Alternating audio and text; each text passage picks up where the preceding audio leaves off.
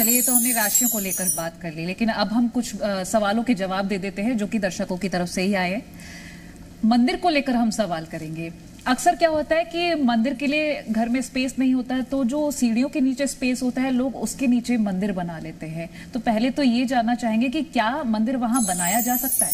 जी बिल्कुल नहीं, सीढ़ियों के नीचे, क्योंकि आप अगर सीढ़ियों के नीचे मंदिर बना रहे हैं तो आप उसके ऊपर कदम रख के जाएंगे, तो मंदिर के ऊपर एक तरीके से आपके कदमों से आप क्रॉस करेंगे उसको, तो ये बिल्कुल भी शुभ नहीं माना गया है। अच्छा, और अगर स्पेस नहीं है तो किस तरह से हम उनको क्या सजेशन दे सकते हैं कि मंदिर कहाँ बना ले?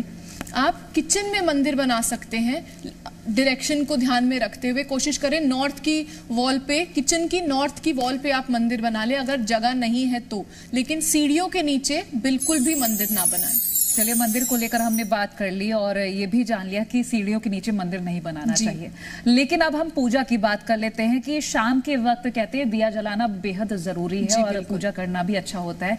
तो क्या क्या फायदे होते हैं और क्या वक्त शाम का सही रहता है, और अगर पूजा करते हैं तो किस तरह से पूजा कर सकते हैं? पूजा करने की विधि हम सबकी एक अपनी विधि होती है, हम अपने तरीके से पूजा करना चाहते हैं। शाम को जब हम दीपक जला रहे हैं, दीपक हम जलाते हैं, हम सूर्य को अगर हम कहीं लाना चाहें, दीप हम जला रहे हैं, अंधकार दूर होगा। लक्ष्मी जी उस घर में जरूर आती हैं जहाँ शाम के समय दीपक जलता है, तो इसीलिए हमें शाम के समय दीपक, धूप बत्ती जरूर दिखानी चाहिए। और जब भी हम जोत जलाएं, हम दीपक जलाएं, अगरबत्ती या धूप बत्ती जलाएं, तो उसे कोशिश करें आप जब मंदिर में आरती करें, वो तो बहुत अच्छा माना ही जाता है, उसके साथ घंटी जरूर बजाएं। और जब आप जो जोत की थाली है, जो पूजा की थाली है, उसे अपने पूरे घर में जरूर घुमाएं घंटी के साथ। एक तरफ आपके एक हाथ में पूजा की थाली हो और एक घंटी अगर आप बजाते हैं तो आपके घर के वास्तु दोष, आपके घर के कलह कलेश भी दूर होते हैं। जो आपके घर का मेन डोर है जहां से आप एंटर करते हैं, वहां से घंटी बजाते हुए अंदर बाहर अगर आप करते हैं तो नेगेटिविटी दूर होती है। शाम के समय पूजा को बहुत ही ज्यादा शुभ माना गया है, क्योंकि अंधकार दूर करने के लिए, क्योंकि पहले जमाने में बहुत ज्यादा लाइट तो होती नहीं थी, तो वो एक रिचुअल होता था कि शाम के समय मंदिर में जोत जलेगी, धूप बत्ती अगरबत्ती जलेगी। और इसे अगर हम धूप और अगरबत्ती की बात करते हैं तो इसे हमारे ग्रहों से भी जोड़ा गया है। जोत को जो हमारा दीपक है उसे सूर्य से जोड़ा गया है, धूप अगरबत्ती को शुक्र से जोड़ा गया है, क्योंकि हम अच्छी खुशबू करेंगे तो शुक्र ग्रह भी हमारा बलवान होता है, स्ट्रांग होता है। अच्छा, कहते हैं कि दोनों वक्त मिल रहे होते हैं शाम को, इसीलिए दिया जलाना उस वक्त भी जरूरी होता है। तो वो जो दोनों वक्त मिल रहे होते हैं, तो इसके पीछे हम फैक्ट्स जानेंगे, थोड़ा सा एक्सप्लेन कर सकते हैं? तभी जी बिल्कुल, तभी हमें जो शाम के पूजा का जब हम टाइम की बात करते हैं, उस टाइम पे हम लोग पूजा अगर करते हैं ढलते हुए सूरज में, और जब सूर्य एकदम छिप जाता है, जो वो टाइमिंग रहते हैं। आजकल इतने क्लाइमेटिक चेंजेस हैं कि एक पर्टिकुलर टाइम दे पाना बहुत मुश्किल है, लेकिन जो वो समय है जब आपका सूरज ढल रहा होता है, वो समय बहुत ही ज्यादा शुभ माना जाता है, क्योंकि इससे सूर्य और चंद्रमा दोनों का जो आपकी वाइब्रेशंस है वो बहुत स्ट्रांग होती हैं उस समय पर। तो कुल मिलाकर हम उस वक्त पर दोनों की पूजा कर लेते हैं और वाइब्रेशंस दोनों वाइब्रेशन भी, और साथ में हम अपने ग्रहों को भी, क्योंकि जब भी आप दीपक जला रहे हैं, शाम की पूजा कर रहे हैं, तो सुबह बहुत लोगों के पास टाइम नहीं होता, तो शाम को तो हम कर ही सकते हैं। इसके साथ एक छोटा सा सवाल ऐड करना चाहूंगी। तुलसी जी रखते हैं जी, और उन पर भी दिया जलाते हैं, तो कुछ लोग सुबह शाम दोनों वक्त जला देते हैं, तो कौन सा वक्त सूटेबल है? देखिए, जब हम कार्तिक महीने में पूजा कर रहे हैं तुलसी की, तो सुबह जो टाइम है, जो ब्रह्म मुहूर्त है, उसमें अगर हम दीपक जलाते हैं तो बहुत ही शुभ माना गया है। ऐसा माना गया है कि अगर तुलसी पे सुबह के टाइम आप दिया जला रहे हैं, ब्रह्म मुहूर्त में दिया जला रहे हैं, तो आपके सारे पापों से आपको मुक्ति मिलती है। और शाम के समय भी हम दिया जलाते हैं, क्योंकि तुलसी में सभी देवी देवताओं का वास है। तुलसी कितनी पवित्र मानी गई है, सारे आपके पापों से आपको मुक्त कराएगी, सारी बाधाओं से आपको मुक्त कराती है। तो अगर शाम के समय कार्तिक महीने में ज्यादा मान्यता है कि आप सुबह शाम दोनों टाइम जलाएं तो ज्यादा अच्छा है, लेकिन अगर आप रोज की बात कर रहे हैं तो आप शाम को जला सकते हैं। चलिए, अब पूजा को लेकर हमने जब बात कर ली है तो आगे कुछ और भी सवाल हैं जो दर्शकों की ओर से आए हैं। धागे को लेकर हम बात कर लेते हैं। एक तो मौली होता है जो कि हम हवन यज्ञ के बाद अपने हाथों में बंधवाते हैं, लेकिन काला धागा अक्सर हमने देखा है हाथ में बांध लिया या पैरों में। पहले मैं हाथ की बात कर लेती हूँ कि हाथों में काला धागा क्यों बांधा जाता है और मौली क्यों बांधते हैं, दोनों ही अलग अलग तरीके से बताएं। जब भी हम मौली बांधने की बात करते हैं तब हम बात कर रहे हैं रक्षा सूत्र की। जब भी हम एक सूत्र हम बांध रहे हैं हाथ में तो वो रक्षा सूत्र की तरीके से हम लेते हैं, रक्षा की भावना से हम बांधते हैं। जब भी हम मौली की बात करते हैं या हम पहले काले धागे की अगर हम बात करते हैं, मैं हमेशा बोलती हूँ जो हमारा राइट हैंड है वो कार्मिक हैंड है। अगर आप काला धागा हाथ में बांध रहे हैं, आप कोई भी प्लैनेट अगर आप शांत करना चाहें, शनि ग्रह की अगर हम बात करना चाहें, क्योंकि हम बहुत सारे मंदिरों से हमें धागे मिलते हैं, हनुमान मंदिर से भी हमें बहुत बार काले रंग का धागा मिलता है, क्योंकि हनुमान जी भी हमें बुरी बलाओं से बचाते हैं, नेगेटिविटी से, नजर से बचाते हैं। तो उस लिए भी हम लोग हाथ में राइट हैंड में काला धागा बांधते हैं, या फिर हम लेफ्ट पैर में भी काला धागा उसी के लिए बांधते हैं जब हम नेगेटिविटी से या बुरी नजर से जब हम बचना चाहते हैं। तो ये शनि ग्रह और मंगल दोनों के साथ ही जोड़ा गया है। चलिए, ये तो हमने कुछ उपाय के बारे में भी बात कर ली और ये भी जान लिया कि पूजा कैसे करते हैं, लेकिन आगे के राशि वाले जो जातक हैं वो इंतजार कर रहे हैं कि आप उनको बताएं उनका दिन आज कैसा रहने वाला है, शुभ अंक और शुभ रंग क्या रहने वाला है। तो अब हम बात करेंगे तुला राशि की। आपको आज परिवार का सहयोग मिलेगा, आपके व्यवहार से सम्मान मिलेगा। सुबह से घर के काम का दबाव बन सकता है। घर में पुराने अटके हुए काम को पूरा करने का आज दिन है। भगवान शिव का दही से अभिषेक करेंगे तो दिन को और बेहतर बना पाएंगे। शुभ अंक रहेगा 8, शुभ रंग बैंगनी। वृश्चिक राशि, आज पारिवारिक जीवन में तालमेल बना रहेगा। किसी दोस्त से चल रहा तनाव भी आज दूर हो सकता है। लव लाइफ में पार्टनर आज नाराज हो सकते हैं, इसीलिए समय निकालें। किसी संबंधी की मदद के लिए आज आपको आगे बढ़ने का योग है। जो लोग घर बदलने का प्लान कर रहे थे, आज उन्हें कोई गुड न्यूज मिल सकती है। दिन को और शुभ बनाने के लिए गाय को गुड़ और चना दाल खिलाएं। शुभ अंक रहेगा 9, शुभ रंग भगवा। धनु राशि, बिजनेस में कोई फंसी डील आज आपकी बन सकती है। बिजनेस में अगर एक्सपेंशन चाह रहे थे तो आज के दिन काफी आपको फायदा हो सकता है। घर में कुछ जरूरी सामानों की खरीदारी के लिए आज पैसे खर्च करेंगे। ससुराल के लोगों से आज आपको लाभ मिलेगा। छोटी दूरी की यात्रा करने का भी प्लान कर सकते हैं। भगवान विष्णु की पूजा करेंगे तो दिन को और बेहतर बना पाएंगे। शुभ अंक रहेगा 3, शुभ रंग हरा। मकर राशि, आज के दिन आपके खर्चे बढ़ सकते हैं। आज का दिन काफी खर्चे कराएगा। आज कोई महंगी वस्तु भी खराब हो सकती है। कोई पेंडिंग बिल भी आज आपको निपटाने होंगे। पारिवारिक जीवन में आपसी प्रेम और तालमेल बना रहेगा। आज किसी दोस्त को मिलने का प्लान भी कर सकते हैं। दिन को और शुभ बनाने के लिए बजरंग बाण का पाठ करें। शुभ अंक रहेगा 2, शुभ रंग रस्ट कलर। कुंभ राशि, विरोधियों को आज आपके कामों में जवाब देने का मौका मिलेगा। अपने काम से आप उन्हें जवाब दे पाएंगे। बिजनेस में आज लाभ का मौका मिलेगा। काम का दबाव ज्यादा होने से आपको थकान महसूस हो सकती है। आज भारी सामान उठाने से बचना होगा, नहीं तो परेशानी हो सकती है। धर्म कर्म के कामों में आज आपके पैसे खर्च होंगे। आज के दिन को और शुभ बनाने के लिए भगवान विष्णु को बेसन के लड्डू का भोग चढ़ाएं। शुभ अंक रहेगा 4, शुभ रंग मजेंटा। मीन राशि, आपको आज सेहत के प्रति थोड़ा ध्यान रखना होगा। वाहन सावधानी से चलाएं। कोई नया काम शुरू करना चाहते हैं तो आज जीवन साथी की मदद मिलेगी। बिजनेस में आज मुनाफा होगा। पहले किए गए निवेश आज आपको अच्छा प्रॉफिट देंगे। खर्च और इमोशन दोनों पर कंट्रोल करके चलें। दिन को और शुभ बनाने के लिए चींटियों को आटा खिलाएं। शुभ अंक रहेगा 1, शुभ रंग पीला। चलिए, ये तो हमने राशियों के बारे में बात कर ली और सभी की सभी राशियों के बारे में बता भी दिया। कुछ उपाय हम पहले बता चुके हैं, लेकिन अब कुछ और भी सवाल हैं जिनका जवाब जानने की कोशिश करेंगे। वैवाहिक जीवन को लेकर बात कर लेते हैं। पहले तो हमने बात की थी कि शादी नहीं हो रही है तो क्या उपाय कर सकते हैं। अब वैवाहिक लोगों के लिए, हम जो विवाहित लोग हैं उनकी बात कर लेते हैं। उनके जीवन में अक्सर विवाद रहते हैं, आपस में ही मतभेद होते हैं, बात नहीं बन रही आपस में। कोई भी अगर किसी ने कुछ कह दिया, पति ने कुछ कह दिया तो पत्नी नहीं सुन रही, पत्नी ने कुछ कह दिया तो पति नहीं सुन रहा। वो मतभेद ना रहे, वो विवाद खत्म हो, इसके लिए क्या कर सकते हैं? जो भी हम मैरिड लाइफ की बात करते हैं तो 2-3 प्लैनेट्स की प्लेसमेंट्स दो तीन मेजर रोल्स हैं जो प्लैनेट निभाते हैं जिसकी वजह से ऐसी परेशानियां आती हैं, या वो प्लैनेट्स अगर अच्छे हों तो बहुत ज़्यादा सुख देते हैं। आपका मंगल ग्रह अच्छा होना बहुत ज़रूरी है, आपका शुक्र ग्रह अच्छा होना ज़रूरी है, और आपका बृहस्पति अच्छा होना ज़रूरी है। तो इन तीनों ही ग्रहों से जुड़ी अगर हम रेमेडीज़ करते हैं, अगर आपको लगता है कि बहुत ज़्यादा नेगेटिविटी है रिलेशनशिप में, मंगल बैलेंस रखिए।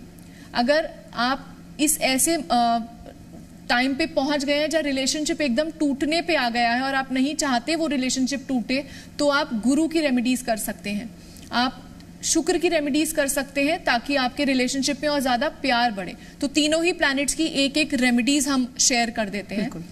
शुक्र ग्रह अगर आप स्ट्रॉन्ग करना चाहते हैं और ज्यादा रोमांस लेके आना चाहते हैं अपने रिलेशनशिप में, तो आप परफ्यूम्स एक दूसरे को गिफ्ट कर सकते हैं, या ऐसी कोई भी चीज जो खुशबू वाली हो, क्योंकि शुक्र ग्रह को एक अच्छी खुशबू के साथ जोड़ा गया है। कोई भी ऐसी खुशबू वाली चीज आप अगर अपने पार्टनर को देते हैं, उससे बहुत शुक्र ग्रह स्ट्रांग होता है। वाइट कलर की चीजें, खुशबू वाली चीजें आप दे सकते हैं। जब हम जुपिटर की बात करते हैं, गुरु की बात करते हैं, रिलेशनशिप और ज्यादा स्ट्रांग हो, कभी भी कोई अग्रेशन ना आए उसमें, तो गुरु ग्रह स्ट्रांग होना बहुत जरूरी है। नेगेटिविटी आ जाती है, मतभेद, इतने ज्यादा हीटेड आर्गुमेंट्स अगर आपको लगता है कि आपके रिलेशनशिप में हो रहे हैं, तो आपको गुरु की रेमेडीज करनी चाहिए। जुपिटर की बहुत इजी रेमेडीज हैं। आप गुरु के बीज मंत्र का जाप कर सकते हैं। आप जब दोनों पार्टनर एक रूम में मौजूद हो तो आप गुरु के बीज मंत्र को सुन सकते हैं, उससे आपका जुपिटर काफी स्ट्रांग होता है। और जब हम मंगल की बात करते हैं, तब आप ऑरेंज कलर की चीजें अगर दोनों पार्टनर साथ में जाके डोनेट करते हैं मंगलवार के दिन, तो इससे आपका मंगल बहुत स्ट्रांग होता है। किसी एक पार्टनर के डोनेट करने से चलेगा? क्योंकि हम मतभेद को लेकर बात कर रहे हैं, तो जी बिल्कुल चलेगा कि दूसरा पार्टनर अगर साथ नहीं आया तो अकेला रह जाएगा एक पार्टनर। आप जब भी अब एक रेमेडी कर रहे हैं और दूसरा पार्टनर नहीं है, तो आप उनका नाम ले लें वो रेमेडी करते हुए। चलिए, ये तो हमने वैवाहिक जीवन को कैसे शांत रखे ये बात कर ली, लेकिन अब हम वैवाहिक जीवन में एक और समस्या उत्पन्न होती है उसकी बात कर लेते हैं। कुछ महिलाएं संतान प्राप्ति के लिए उपाय चाहती हैं, ये सवाल भी बहुत बार आया है, तो हम जानना चाहेंगे कि उन महिलाओं के लिए क्या उपाय हो सकते हैं, किस तरह से वो अपनी इस परेशानी को निपटा सकती हैं, और क्या कोई ग्रह भी इसके लिए जिम्मेदार होता है? जी बिल्कुल। सबसे पहले तो आपकी कुंडली का पंचम भाव हम देखते हैं जब भी हम बच्चे की बात करते हैं, संतान की बात करते हैं, क्योंकि ऐसी हर चीज जो इंसान अपनी मेहनत द्वारा बनाता है, जितने भी हमारे एसेट्स होते हैं, घर, गाड़ी, बच्चा, हम पांचवें घर से देखते हैं। आपकी कुंडली का पंचम भाव में कौन सा प्लैनेट बैठा है, उसके जिम्मेदार है वो चाइल्ड डिलेज के लिए, या अगर बहुत बार बच्चों से जुड़ी कोई भी परेशानी आती है तो उसके जो आपकी कुंडली का पांचवा घर है वो जिम्मेदार होता है। और अगर आपको नहीं पता कि कौन सा ग्रह आपके पांचवें घर में है, किस वजह से परेशानी हो रही है, तो आप 2-3 गुरु की आप रेमेडीज कर सकते हैं। केले के पेड़ की पूजा करते हैं, थर्सडे को फास्ट अगर आप करते हैं, तो इससे भी संतान प्राप्ति में बहुत मदद मिलती है। ठीक है, अब हम आगे कुछ और भी सवाल हैं, उनके भी जवाब जानना चाहेंगे। चांदी, कहते हैं कि चांदी से शीतलता आती है, उसको धारण करें आपको शीतलता मिलेगी, लेकिन चांदी का प्रयोग करने से और क्या क्या फायदे होते हैं, किस तरह से उसका प्रयोग कर सकते हैं, किस फॉर्म में हम उसको पहन सकते हैं? रिंग पहननी है तो कौन से हाथ में? लड़कियों के लिए क्या फायदे? ये बहुत सारे ऐसे सवाल होते हैं छोटे छोटे, एक एक करके हम जवाब जानेंगे। आपने सवाल में ही जवाब भी साथ में दिया। चांदी यानी शीतलता, चांदी को चंद्रमा से जोड़ा गया है। हम लोग बहुत बार देखते हैं चंद्रमा अगर आपका वीक है तो हम बहुत बार आप देखते हैं मोती की अंगूठी लोगों ने पहनी होती है चांदी की बैंड में। तो चांदी को हम शीतलता से तो जोड़ते हैं, चांदी को चंद्रमा से भी जोड़ते हैं, चांदी को लिक्विडिटी से भी जोड़ते हैं। अगर आपको लगता है आपको किसी भी तरीके की लिक्विडिटी की प्रॉब्लम है, स्किन की कोई अगर आपको प्रॉब्लम है, तो इसीलिए चांदी बहुत ज़्यादा वहाँ पे आपको हेल्प कर सकती है। चांदी को किसी भी फॉर्म में अगर आप ऐड करते हैं, अगर आपको पैसों से जुड़ी कोई भी समस्या है तो चांदी का एक चकोर टुकड़ा अपने पर्स में रख लें, बहुत ज़्यादा फायदा देता है। अगर आपको लगता है कि आपको स्किन की कोई परेशानी है तो आप चेन पहन सकते हैं, या आपको लगता है कि बहुत ज़्यादा अग्रेसिव है कोई जो बहुत ज़्यादा गुस्से में बात करता है, तो उन्हें चांदी की चेन पहना सकते हैं, क्योंकि हमारा थ्रोट चक्रा है। अगर हमने चांदी की चेन पहनी है तो हमारी वाणी पे एक नियंत्रण रहता है, हम शीतल बोलेंगे, अच्छा बोलेंगे। कई लोग चांदी का छल्ला पहनते हैं और उन्हें सजेस्ट भी किया जाता है, तो वो छल्ला फीमेल और मेल दोनों के लिए हम जानेंगे कि कैसे पहन सकते हैं, किस फिंगर में पहने। अगर आपको चांदी का बैंड पहनना है, हम सबसे पहले तो हमें उस चीज़ से अट्रैक्शन क्या लेके आनी है अपनी लाइफ में, वो चीज़ हमें रखनी चाहिए। अगर हम लोग लेफ्ट हैंड में थंब में अगर हम कोई चीज़ पहनते हैं तो हम इससे लोगों के ऊपर कैसा प्रभाव डालना चाह रहे हैं। मैं अपने लिए बहुत ज़्यादा अच्छी रहूं, मुझे अपने लिए रेमेडी करनी है या दूसरों के लिए करनी है, वो बहुत ध्यान रहता है। अगर आप चाहते हैं कि लोगों के ऊपर आपका प्रभाव अच्छा हो, लोग आपकी सुने, आप अपने थंब में आप चांदी का एक बैंड पहन सकते हैं, चांदी का छल्ला पहन सकते हैं, बहुत फायदा देता है। अगर आपको लगता है कि आपके गुरु जो प्लैनेट है, जुपिटर जो है, उसकी आपको कहीं से उनको शांत करना है, वो नेगेटिव हो रहे हैं, तो आप इंडेक्स फिंगर में भी चांदी का छल्ला पहन सकते हैं। चलिए, तो हमने चांदी को लेकर सारी बातचीत कर ली कि किस तरह से पहनते हैं चांदी के छल्ले या चांदी की चेन को। इसी के साथ मैं एक और भी चीज़ ऐड करना चाहूँगी।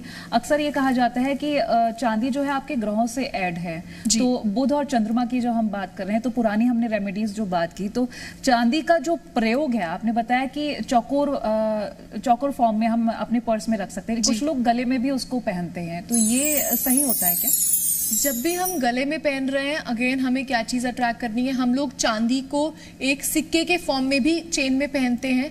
चकोर टुकड़ा अगर हमने पहना है, ये जो भी शेप्स हैं, हम ट्रायंगल पहन रहे हैं, चाहे राउंड पहन रहे हैं या स्क्वायर पहन रहे हैं, ये अगेन हमारे एलिमेंट्स पे भी, ये जब भी हम शेप पहन रहे हैं गले में, तो वो हमारे एलिमेंट्स पे डिपेंड करता है। अगर हम ग्रहों की बात करें तो चांदी को सीधा चंद्रमा से जोड़ा गया है। आप इसको इस तरीके से भी याद रखते हैं, चंद्रमा यानी माँ, तो माँ भी शीतल है, वैसे ही चांदी भी शीतल है, तो इसको आप चंद्रमा से जोड़ते हैं। अच्छा, चांदी का हमारे शरीर और ग्रहों पर क्या प्रभाव होता है? ये तो हम बात ही कर रहे हैं कि शीतलता मिलती है, लेकिन थोड़ा सा हम डीप में जाकर जानेंगे। अगर आपने कभी सुना होगा, सोना किसी को सूट नहीं करता, किसी को डायमंड सूट नहीं करता, लेकिन आप ये कभी नहीं सुनेंगे किसी को चांदी सूट नहीं करती। चांदी एक ऐसा मेटल है जो सबको सूट करता है, क्योंकि शीतलता की क्वालिटीज तो हैं। चांदी हमारी स्किन के इश्यूज, अगर आपको कभी भी लगता है कि स्किन के कोई भी इश्यूज हैं आपको, तो भी आप एक चांदी का बैंड पहन सकते हैं अपनी रिंग फिंगर में। अच्छा, आपने सोने का जिक्र किया, क्योंकि सोने के कई बार क्या है, लोग पायले पहन लेते हैं या बिछुए बना लेते हैं, लेकिन बहुत सारे लोगों से ये भी सुना है कि अच्छा नहीं होता है। तो इसके पीछे क्या कारण है और क्यों अच्छा नहीं होता है, ये बताएंगे दर्शकों। अगर हम इस ऐसे मेटल को जो लक्ष्मी जी से जोड़ा गया है या जो कुबेर जी से जोड़ा गया है, उसे पैरों में पहनेंगे तो ये बिल्कुल भी शुभ नहीं होता। ऐसा माना गया है कि लक्ष्मी जी आपसे नाराज हो जाती हैं। तो इसके प्रभाव क्या रहते हैं? आपको कहीं ना कहीं, अगर आपको लगता है कि नहीं, हम, क्योंकि ऑब्वियसली अगर कोई पैर में सोना पहन रहा है तो वो फाइनेंशियली तो बहुत स्ट्रांग होगा, तभी पहन रहा है। तो इस तरीके से अगर फाइनेंशियली प्रॉब्लम्स नहीं भी आ रही, तो किसी ना किसी तरीके से आपके घर में लक्ष्मी नहीं आती, लेकिन नेगेटिविटी किसी ना किसी तरीके से आती रहती है। हेल्थ इश्यूज आपको हो सकते हैं, आपको पेन्स बहुत ज़्यादा रह सकते हैं, आपकी स्किन में भी अफेक्ट आ सकता है। अगर आप पैरों में, जब भी आप किसी को देखेंगे कि उन्होंने पैरों में सोना पहना है, तो आप उनकी स्किन देख लीजिएगा, उनकी स्किन के बहुत ज़्यादा इश्यूज होते हैं। तो कौन कौन से धातु धारण किए जा सकते हैं? चांदी तो हमने देखा ही है जनरली कि चांदी की पायलें हो गई या बिछुए पहन लिए, और बिछुए भी कई तरीके के बनते हैं, तो कौन कौन सी धातु पहने जा सकते हैं? पैरों में अगर आप चांदी पहनते हैं, हमारे इस एक जो हमारी ये परंपरा है, इसके पीछे भी लॉजिकल रीजंस हैं। आजकल की हम लोगों की जो जनरेशन है वो तो बिछुए पहनने में बिलीव नहीं करती, लेकिन पहले जमाने में फीमेल्स पहनती थी और उनकी वो बॉडी के लिए बहुत ज़्यादा अच्छा है, बहुत हेल्दी है, बॉडी में ब्लड का फ्लो बहुत अच्छा रहता है। तो अगर ऐसे में चांदी के बिछुए आप पहनते हैं तो बहुत अच्छा है। अगर किसी फीमेल को कंसीव करने में इश्यूज आ रहे हैं तो वो पहन सकते हैं, किसी को पेट के इश्यूज हैं तो वो पहन सकते हैं। और अगर हम बात करें कि कौन कौन से हमें धातु पहनने चाहिए, तो ये आपके ग्रहों की दिशा के ऊपर डिपेंड करता है। आपके कौन से ग्रह को आप बढ़ाना चाह रहे हैं, कौन से ग्रह को आप कम करना चाह रहे हैं। बहुत ये एक ऐसे इजी रेमेडीज है जो कोई भी कर सकता है। अगर आपको लगता है सूर्य को बलवान करना है या गुरु को बलवान करना है आपको, तो आप अपने हाथ की अनामिका उंगली में एक गोल्ड का बैंड पहन सकते हैं। बिना जोड़ का गोल्ड का बैंड अगर आप पहनते हैं तो इससे भी आपके जो आपकी बोलना है, आप अगर आपको लगता है कम्युनिकेशन आपको स्ट्रांग करना है, एक प्रभाव डालना है, जैसे सूर्य सेंटर ऑफ अट्रैक्शन रहते हैं, ये अगर आप चाहते हैं लाइफ में करना, या ऑफिशियल लाइफ में, प्रोफेशनल लाइफ में आपको प्रॉब्लम्स आ रही हैं, क्योंकि रत्नों में बहुत लोग बिलीव नहीं करते, लेकिन ये एक रेमेडी ऐसी है जो अगर हम करते हैं तो फायदे आपको बहुत जल्दी दिखते हैं। एक छोटा सा सवाल और ऐड करना चाहूंगी करियर वाइज, क्योंकि आज के टाइम पर लोग बहुत सारी तैयारियां करते हैं, यूपीएससी हो गई, मैं खुद पर्सनली बात करूं, मेरे घर में मेरा भाई भी प्रिपरेशन कर रहा है, उसको चांदी का छल्ला किसी ने सजेस्ट किया था, तो स्टूडेंट्स के लिए हम क्या सजेस्ट कर सकते हैं? क्योंकि देखिए स्टूडेंट से हम चाहते हैं फोकस, स्टूडेंट्स फोकस्ड होकर पढ़ाई करें। तो अगर आपको लगता है कि पढ़ाई में ध्यान इधर उधर हो रहा है, तो चंद्रमा का ये एक, क्योंकि चंद्रमा सीधा पढ़ाई से जोड़ा गया है, तो अगर आप एजुकेशन के लिए चांदी का छल्ला पहनते हैं तो वो भी आप मिडिल फिंगर में पहन सकते हैं, क्योंकि मिडिल फिंगर डिसिप्लिन की फिंगर है जी। इंडेक्स फिंगर के जो नेक्स्ट फिंगर होती है, इसमें अगर आप चांदी का छल्ला पहनते हैं तो ये आपको बहुत ज्यादा डिसिप्लिन कराता है, आपका फोकस बढ़ाता है पढ़ाई में, और फोकस होगा, डिसिप्लिन होगा, तो आपके रिजल्ट्स तो अच्छे आएंगे ही। तो मेल और फीमेल दोनों के लिए सेम हैंड में ही अगर हम फीमेल्स की बात कर रहे हैं, अनमैरिड फीमेल्स की बात कर रहे हैं, या जो फीमेल्स अर्न नहीं करती हैं, वो लेफ्ट हैंड में पहन सकती हैं, क्योंकि हम स्टूडेंट्स की बात कर रहे हैं तो वो लेफ्ट हैंड में कर सकती हैं, क्योंकि राइट हैंड, पहले हम लोग बहुत लेफ्ट और राइट हैंड के थ्योरीज अलग थे, लॉजिक्स अलग थे, लेकिन राइट हैंड कार्मिक हैंड है। आप किसी भी तरीके की कोई भी रेमेडी करते हैं, आप वर्किंग है, कमाते हैं, तो आप राइट हैंड में पहन सकते हैं। मेल्स के लिए भी सेम रेमेडी? मेल्स के लिए बिल्कुल सेम रेमेडी, मेल्स के लिए राइट हैंड रहता है। चलिए, बहुत शुक्रिया रुचिका जी ये तमाम उपाय बताने के लिए। तो गुड लक में हम आपको राशियों के साथ साथ उपाय भी बताते हैं, और आपके जीवन को बेहतर कैसे बना सकते हैं आप, ये भी उपाय बताते हैं। फिलहाल इसी के साथ गुड लक में आज इतना ही, दीजिए इजाजत, नमस्कार।